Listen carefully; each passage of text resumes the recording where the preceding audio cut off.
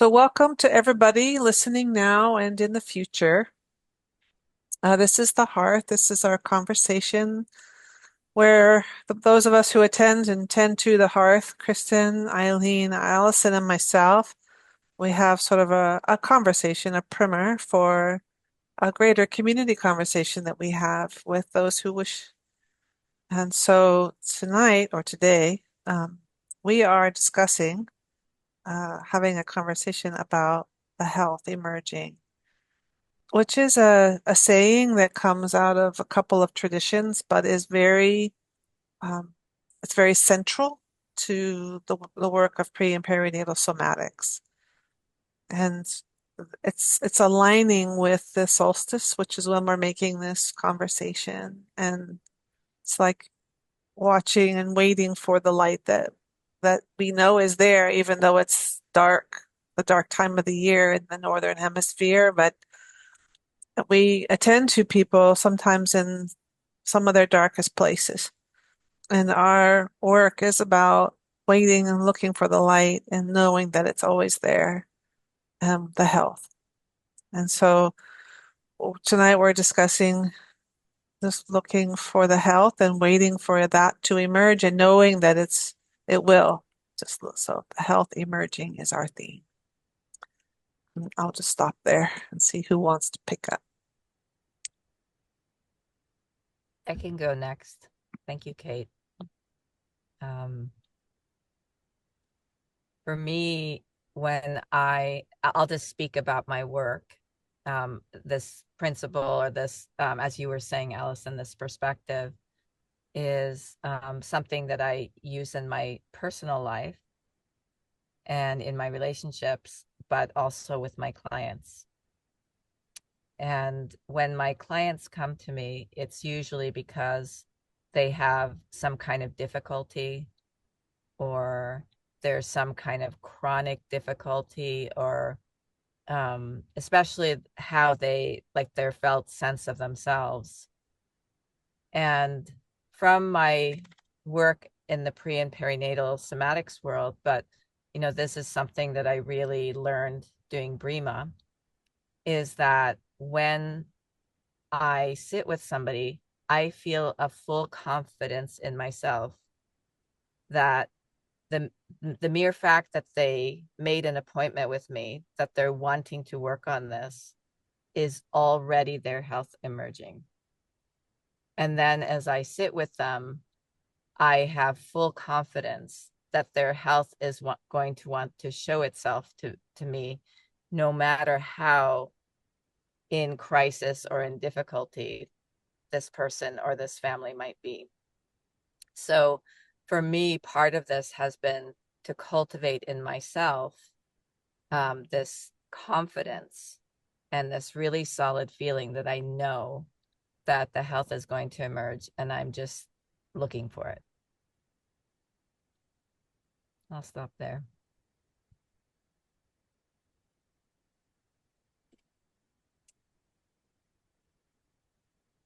I can say something next. I really benefit from that shift in perspective in aligning with the health. I've noticed it a lot in doing cranial sacral work.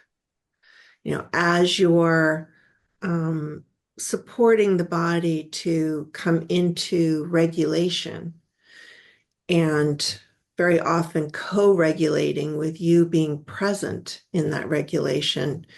And then the other person's nervous system starts to align with that regulation.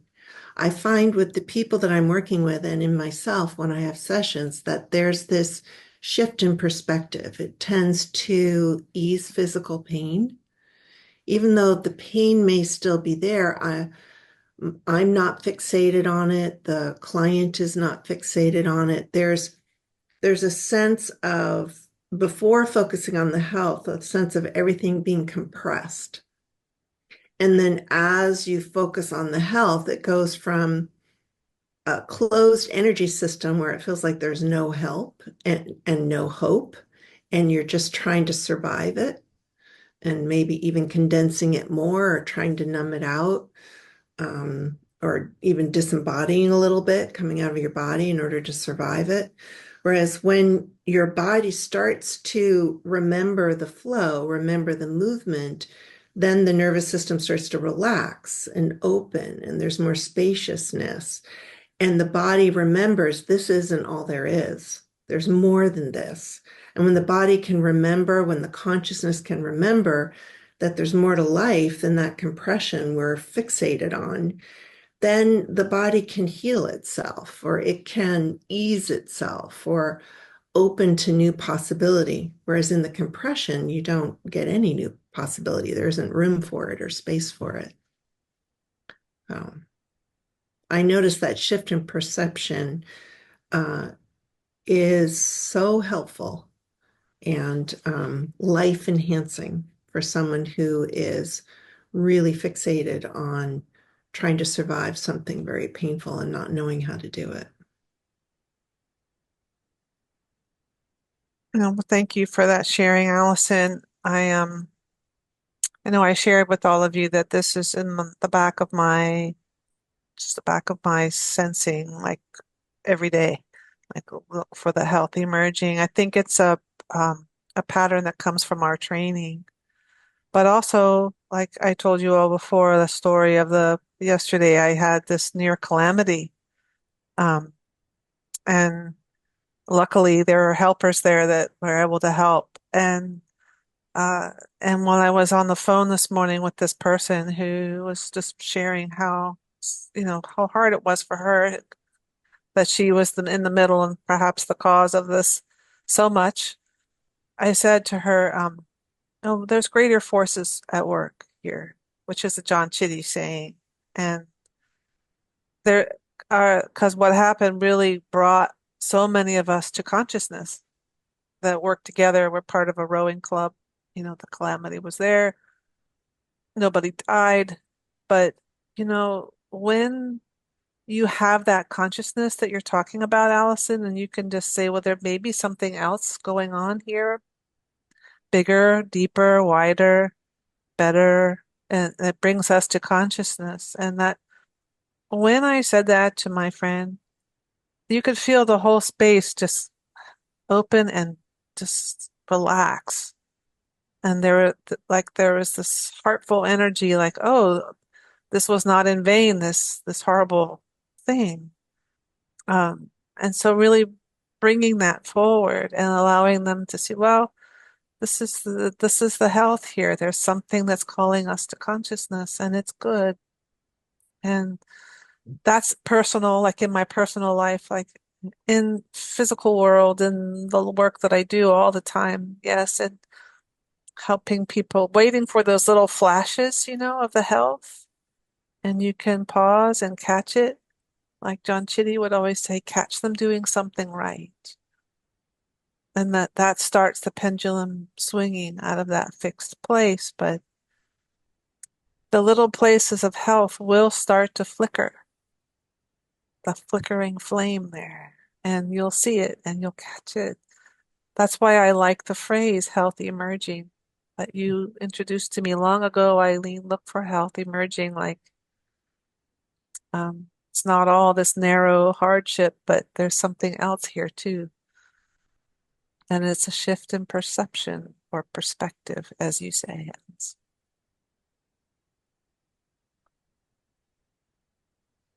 Loving the conversation. It just actually makes me think of Andrew Taylor Still, founder of osteopathy. Anyone can find the disease. That was his quote. It was, to find health should be the object of the doctor. Anyone can find disease. And, I think about that in a lot of our work. And I think, as you spoke originally, Eileen, just the fact the solstice represents, the darkest time of the year in the Northern Hemisphere. And even within the dark, can we see or feel the flame of light the spark that's there? And I really do think that's our role here. Can we align with that spark of health that is present in each of us and in all things, and focusing on the trauma or the stress or the injury. I mean, we are hardwired to do that for survival. The harder part is to be aware that there is also something that's supporting us in that survival that has been, always has been, and will be. Can we connect to it? Can we see it? And as practitioners, can we align with that so that that can grow? I mean, I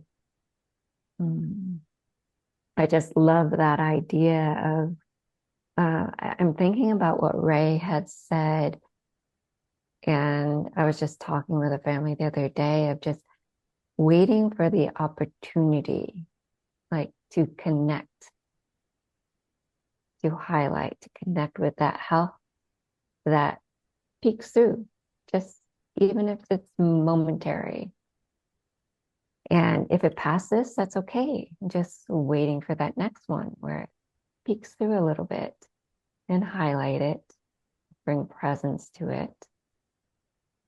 And again, that might pass, but it will come again. And I think that's one thing that I can feel in myself as I've gone more and more through this work, of both in myself, in my clients, in my friends and family, just whoever I'm with, of noticing just, oh, where that is, how beautiful. That reminds me of John Chitty saying, it's like, oh, thank you for sharing.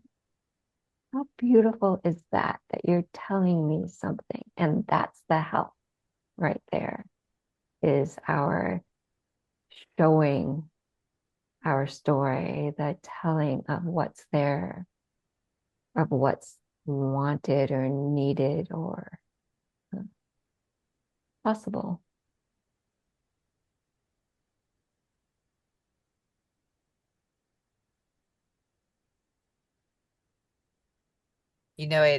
This conversation makes me think of when I'm in an urban area all paved over with asphalt. And then there's this tiny little crack with this really vibrant plant growing out of it. Mhm. And it really, that's always so uplifting for me, because even for myself, I can get really heavy and really down about what's going wrong in myself or what's going wrong in the world. And you see something like that, and it's such a metaphor for something bigger, that there's always this like big health, this tenacious health that wants to emerge.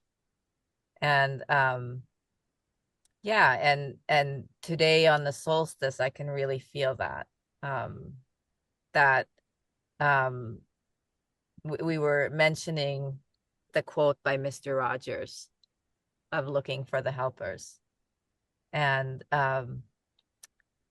again, that's, as you were saying, Alison, a change in perspective. Some huge calamity has happened, and it's really easy for all of us to be really pulled into the tragedy. And there are really terrible things that happen. But Mr. Rogers, his perspective is look for the helpers. And that in every situation like that, there's immediately health emerging. And whether it's an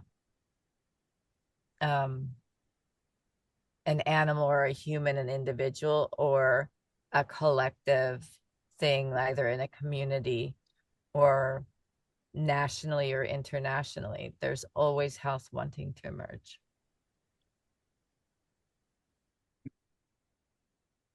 Thank you, Eileen. On that note, sometimes it's so hard for someone to find kind of a physical, human place to align to of health. And I had a situation with my mother who was in a car accident with my husband, and we didn't know he was ill. So he blacked out for a moment. But I was really convinced that the reason they didn't die in that car or something worse didn't happen is because he was such a protective man that he brought himself back to protect my mother. Like there was like this quality of something worse would have happened. And my mother could not, like, she was in such physical pain and such confusion. And why did this happen? She was so stuck and spinning in it. And I sat with her and said, "Thank you, Mom, for being there. I really believe and know that the reason the two of you survived is because you were there. And he did everything he could to protect you. And that protected both of you." And something in her just let go. And you could see it. It was like she melted, she opened, and she looked at me and she went, "Oh, that feels very true." And then her healing happened really easily because she had that kind of shining light to align with. And it was very easy to just get her a massage, take her to a chiropractor, and she became present again. She shook it off like an animal would shake it off after a trauma. It was really beautiful to watch. So sometimes it feels like, what you were saying, Kate, there are greater forces at work here. To be able to align to those forces, like with a sense of purpose that goes beyond the human experience, a spiritual purpose or reason, can also be a sense of that emerging light. And that emerging health is what I mean, but it's also an emerging light um, that allows the nervous system to let go and make sense of it, find meaning.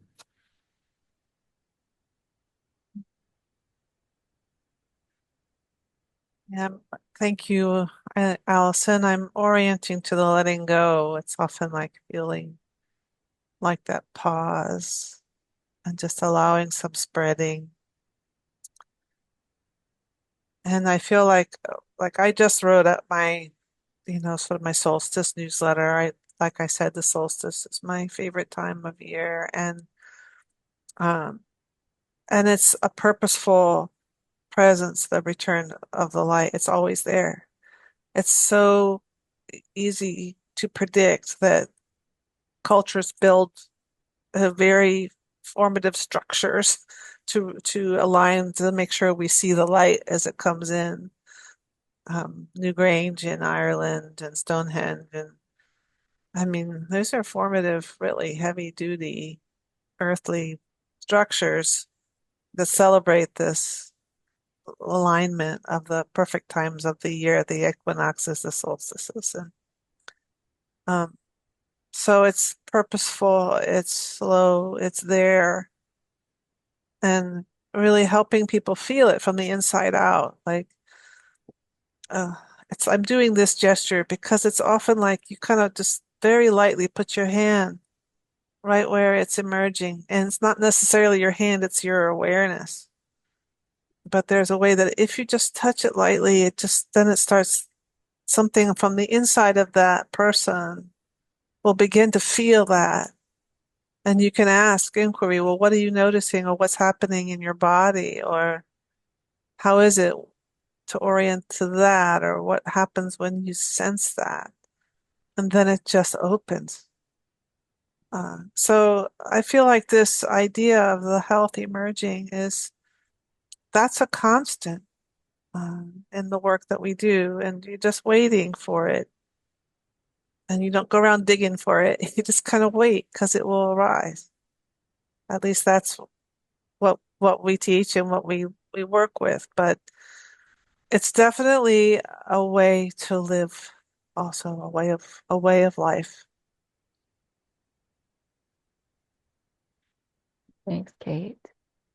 I'm just really appreciating the example, Allison, and what you're speaking to, Kate. There's something about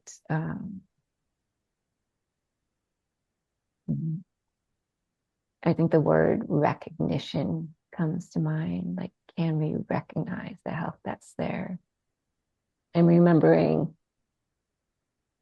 one of the first times I met Anna Chitty when she was teaching with Ray, and what they both spoke to in terms of looking how imprints actually come out of the blueprint.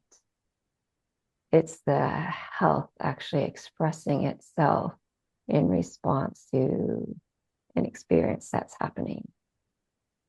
And it becomes more of maybe a challenging imprint because it gets caught as if that experience is continuing to happen over and over again. But what I found so beautiful was that it comes out of a healthy way, or a way to respond to an experience that's happening at the time with what we have accessible to us. And so it was a really different way of looking at imprints, that it wasn't like an imprint versus a blueprint. It was looking at the health of what we could do, the expression of what we are doing or responding to a situation, given the tools that are available to us at the time.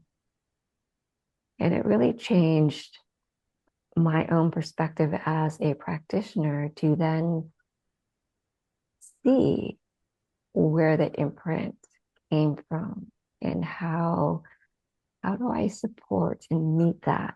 I mean, and I think this is what you're talking about, Kate, is when we do recognize it, and I think you spoke to this, Eileen, of when we do recognize it, we can then help it differentiate what's happening now, that we have maybe more tools available to us now than we did back then. But that was what we could do at the time, and honor that. And that's the health. There was something that, as you were saying, Eileen, I wrote down, like, can we see, hear, and feel the health that's present? And support that, to whether it needs to differentiate from the history, whether it needs to be amplified or supported in the present day. Is it the recognition of the circumstances and what you were speaking to, Alison, of what supported that person to respond that way, to that helped all of us in the long run in some way or another. I think it's really beautiful, and it made me think when I wrote can we see, hear, and feel the health? It was making me remember a movie called August Rush. I don't know if any of you've seen it. Yeah. But there was this kid who was just, he heard music everywhere in the most simplest places, like how someone's walking down the street, and the rhythm of their walk, and someone throwing trash out in a can. And there was just a way that he could pull together. It's not a true story. I mean, it's fiction, but there is something that I really fell in love with hearing, and he used music in putting together the sounds, and how beautiful that was. And we can use our senses in all of that and see or feel the health in everything that happens. It's a different way that we would interact with it, I think. So as we complete our conversation, I want to encourage people who are listening to think about how the health emerges in your life. Just see if you can have a perspective in that. And especially as we go into our new year of 2026, to see what happens for you when you begin to look for the health emerging. Thank Thanks, you. everyone. Thanks.